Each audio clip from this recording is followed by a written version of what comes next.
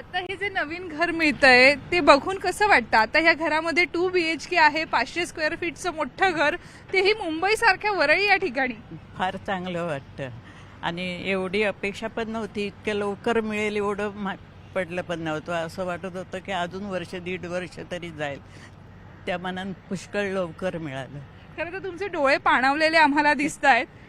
घर सोडतानाचं दुःख होतं आणि नवीन घर घेतानाचा आनंद तुमच्या चेहऱ्यावर दिसतोय. नक्कीच आनंद होतो. आजींच्या चेहऱ्यावरती मी आनंद बघितलाय. मुलगा म्हणून हे सगळं स्वप्न अगदी पहिल्या विटेपासून तुम्ही बघितलं असेल. ते जुनं घर पडतानाची आठवण आज येते या टोलेजंग इमारतीकडे बघताना. खूप आनंद होतो टोलेजंग इमारतीकडे बघताना. आणि त्याहूनही मला आनंद अशा गोष्टीचा होतोय की माझी आई आमच्या संपूर्ण कुटुंबामध्ये एकमेव अशी व्यक्ती आहे की ती आता हयात आहे आणि ती स्वतः चावी घेते. याचा मला फार आनंद झालेला आहे. आजी, ज्या वेळेला ही चावी हातात आली काय वाटलं? पहिली भावना काय? गृहप्रवेश कधी करणार? गृहप्रवेश आता चावी हातात मिळाली की लगेच. आता या तुमच्या कुटुंबासाठी 500 स्क्वेअर फीटचं हे घर झालेलं आहे. अशी साधारणपणे 500 अधिक कुटुंब आहेत. अनेकांना प्रतीक्षा आहे. कुठेतरी बीडीडीकरांचं हे स्वप्न पूर्ण व्हायला उशीर झाला, पण सब्र का फल मीठा होता, अशा पद्धतीची प्रतिक्रिया तुम्ही द्याल का? कशा पद्धतीचं वातावरण आहे आज? निश्चित बीडीडीचा जी पुनर्बांधणी आहे, जे माझं वय आता 58 वर्ष आहे, मी गेले 30 वर्ष सातत्याने आम्ही ऐकतोय की पुनर्बांधणी होणार. या ठिकाणी वेगवेगळे विकासक डेव्हलपर येत होते. बऱ्याच लोकांचा या भूखंडावरती डोळा होता. पुष्कळ लोक आले, त्यांनी आपापल्या पोळ्या भाजण्याचा प्रयत्न केला.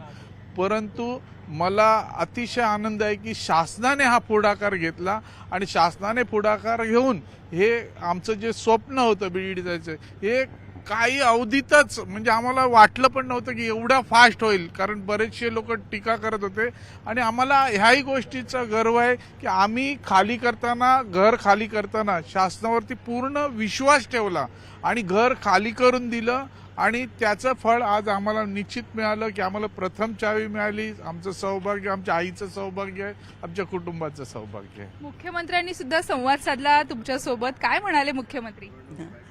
ते म्हणाले की तुम्ही आनंदी आहे ना, तुम्ही खुश आहेत ना? तर म्हटलं हो. या संपूर्ण ज्या इमारती तयार झाल्या त्यांचं स्ट्रक्चर साधारणपणे कसं असणार आहे? किती फ्लोअर्स आहेत? एका फ्लोअरला किती साधारणपणे घर आहेत? किती कुटुंब एकत्र सामावली जाणार आहेत? एका फ्लोअरवरती 8 फ्लॅट आहेत 500 स्क्वेअर फीटाचे आणि 40 मजले बांधलेले आहेत. आणि त्या ठिकाणी प्रत्येक घराला जी सुरुवातीला न दिलेली होती ती पार्किंग सुविधा सुद्धा दिलेली आहे.